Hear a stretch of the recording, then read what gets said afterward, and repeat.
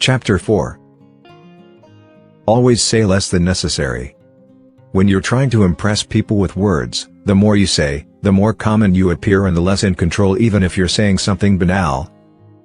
It would seem original if you make it vague, open-minded and sphinx-like. Powerful people impress and intimidate by saying less. The more you talk, the more you're likely to say something foolish. Power is in many ways a game of appearances, and when you say less than necessary, you inevitably appear greater and more powerful than you are. Your silence will make other people uncomfortable. Humans are machines of interpretation and explanation. They have to know what you are thinking. When you carefully control what you reveal, they cannot pierce your intentions or your meaning. Your short answers and silences will put them on the defensive, and they will jump in, nervously filling the silence with all kinds of comments that will reveal valuable information about them and their weaknesses. They will leave a meeting with you feeling as if they had been robbed, and they will go home and ponder your every word. This extra attention to your brief comments will only add to your power. Saying less than necessary is not for kings and statesmen only.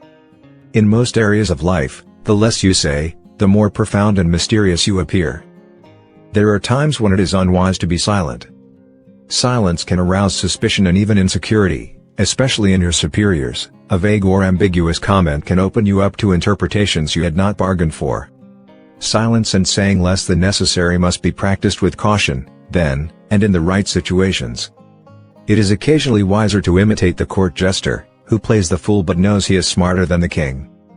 He talks and entertains, and no one suspects that he is more than just a fool.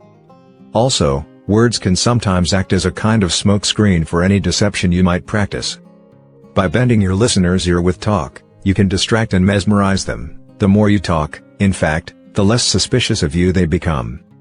The verbose are not perceived as sly and manipulative but as helpless and unsophisticated. This is the reverse of the silent policy employed by the powerful. By talking more, and making yourself appear weaker and less intelligent than your mark, you can practice deception with greater ease.